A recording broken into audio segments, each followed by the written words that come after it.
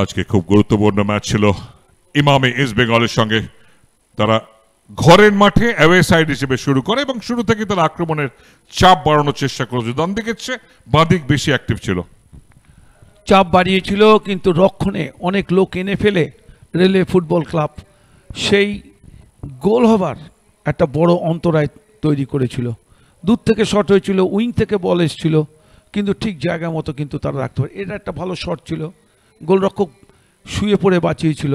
আরও একটা আক্রমণ যেখান থেকে শট এবং গোলরক্ষক আবার বাঁচিয়েছিল, কোনো ফলো আপ ছিল না। আমন সিকে এরিয়ার মধ্যে এখানে ভীষণ ভালো মনীষ একটা এত ভালো ইন্টারসেপশন করেন। এখানে শুভঙ্কর বাঁ হাতে পাঞ্চ করেন, সেকেন্ড বলটা জেতার সুযোগ ছিল। এটাও একদম বাইলাইনের বাইরে থেকে বাঁক নিয়ে ভেতরে ঢোকে এবং তারপরে এডভিন সেড্রি ভান্স পল শটটাকে উড়িয়ে দিয়েছিলেন। এটাই সেই গোল যেখান থেকে বাড়িয়েছিলেন মুশারফ, সেন্টার না গোলে মেরেছিলেন বুঝতে পারিনি। এটা কি হলো, শুভঙ্করের কি পজিশনিং এর ভুল না অনুমানের ভুল? না, ও ভেবেছে বোধহয় বলটা মাইনাস হবে, ও এগিয়ে আসছিল আর বলটা চলে গেছে সেকেন্ড পোস্টের দিকে, কিছু করার ছিল না। এটাই ছিল আজকের ম্যাচের প্রথম গোল। অসম্ভব ভালো একটা গোল এনে দেন।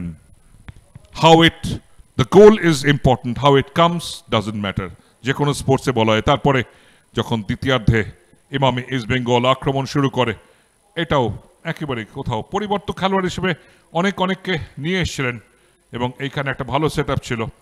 বিজয় মুর্মু এসেছিলেন, সুব্রত মুর্মু এসেছিলেন, বিনোদ জর্জ খেলোয়াড়দের খুব ভালো ব্যবহার করেছেন।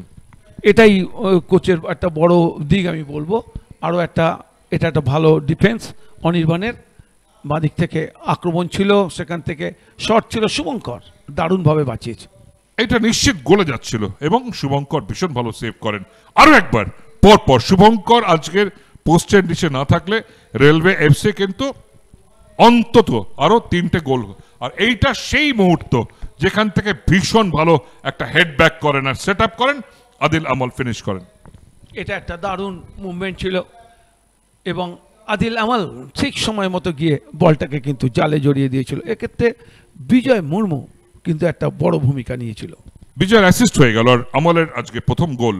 তারপরে গোল বাড়ানোর চেষ্টা ছিলেন জেসিন টিকে, আজকে প্লেয়ার অফ দ্য ম্যাচ হয়েছেন জেসিন, সায়ন এবং বিশ্বর অভাবে। তারপরে একটা শেষ সুযোগ ছিল, শুভঙ্কর ফিনিশ করেন।